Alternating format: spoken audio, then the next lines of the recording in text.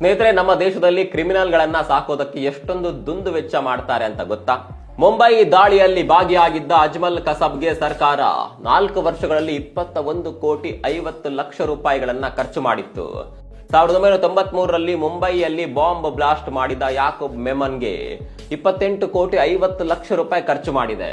ನಿಮ್ಗೆ ಗೊತ್ತಾ, ಭಾರತದ ಜೈಲಿನಲ್ಲಿ ವಾಸ ಮಾಡುವ ಪ್ರತಿಯೊಬ್ಬ ಕೈದಿಗೆ ಸರ್ಕಾರ ಎಷ್ಟು ಖರ್ಚು ಮಾಡುತ್ತೆ ಅಂತ? ಸರಾಸರಿಯಲ್ಲಿ ಹೇಳೋದಾದ್ರೆ ಪ್ರತಿ ವರ್ಷ ಒಬ್ಬ ಕೈದಿಗೆ 44,000 ರೂಪಾಯಿ ಖರ್ಚು ಮಾಡುತ್ತೆ. ಈ ವೆಚ್ಚ ಬೇರೆ ಬೇರೆ ರಾಜ್ಯಗಳಲ್ಲಿ ಬೇರೆ ಬೇರೆ ಇರುತ್ತೆ.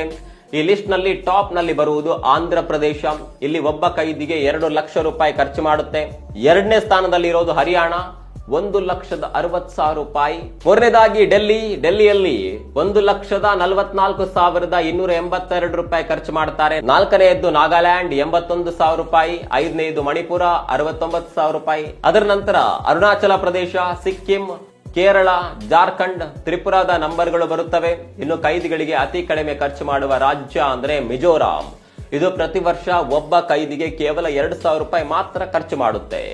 ಮಹಾರಾಷ್ಟ್ರ 17,000 ರೂಪಾಯಿ, ಪಂಜಾಬ್ ಮತ್ತು ಅಸ್ಸಾಂ 18,000 ರೂಪಾಯಿ ಖರ್ಚು ಮಾಡುತ್ತೆ. ರಾಜಸ್ಥಾನ 24,000 ರೂಪಾಯಿ ಖರ್ಚು ಮಾಡುತ್ತೆ. ಅದರ ನಂತರ ಗುಜರಾತ್, ಮಧ್ಯಪ್ರದೇಶ, ಹಿಮಾಚಲ ಪ್ರದೇಶ ಮತ್ತು ವೆಸ್ಟ್ ಬೆಂಗಾಲದ ನಂಬರ್ ಬರುತ್ತೆ. ಕೈದಿಗಳನ್ನ ಸಾಕೋದಕ್ಕೆ ಕೂಡ ಸರ್ಕಾರಗಳು ಇಷ್ಟೊಂದು ಹಣ ಖರ್ಚು ಮಾಡ್ತಾರೆ ಅನ್ನುವ ವಿಚಾರ ನಿಮ್ಗೆ ಗೊತ್ತಿತ್ತಾ? ಕಾಮೆಂಟ್ ಮಾಡಿ.